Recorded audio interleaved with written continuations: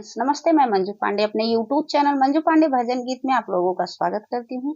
एक प्यारा सा बहुत छोटा सा चुटकुला नाच गीत लेके आई हूँ। आप लोगों को कैसा लगेगा प्यारा प्यारा कमेंट करके बताइए। चैनल नया है तो सब्सक्राइब करना, वीडियो को लाइक करना, शेयर करना और फुल वॉच करके देखिएगा और अपना प्यार दुलार आशीर्वाद ऐसे ही हमें देते रहिएगा। हमारे चैनल पे हमारा सपोर्ट करिएगा, हमें आगे बढ़ाइएगा और प्यारा कमेंट करके जरूर बताइएगा कि कैसा लगा। मिलल जमीनिया सरकारी बलम तरकारी बोवाइदा हो। मिलल जमीनिया सरकारी बलम तरकारी बोवाइदा हो। तरकारी बोवाइदा, तरकारी बोवाइदा, तरकारी बोवाइदा, कारी बोवाइदा। मिलल जमीनिया सरकारी बलम तरकारी बोवाइदा हो। पहिले तयालू औ गोभी बोवाइदा, पहिले तयालू औ गोभी बोवाइदा, गोभी बोवाइदा हो, गोभी बोवाइदा, गोभी बोवाइदा हो, गोभी बोवाइदा।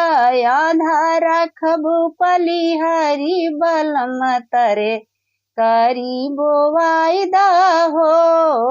आधा रखब पलिहरी बलम तरे कारी बोवाइदा हो।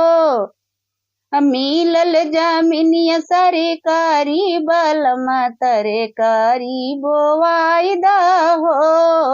मिलल जमीनिया सरकारी बलम तरकारी बोवाइदा हो। आलू और गोभी ननद के पठौबई, आलू और गोभी ननद के पठौबई, ननद के पठौबई हो, ननद के पठौबई, ननद के पठौबई हो, ननद के पठौबई। आधा देबई पटीदारी बलम तरकारी बोवाइदा हो। आधा देबई पटीदारी बलम कारी बोवाइदा हो। मिलल जमीनिया सरकारी बलम तरकारी बोवाइदा हो।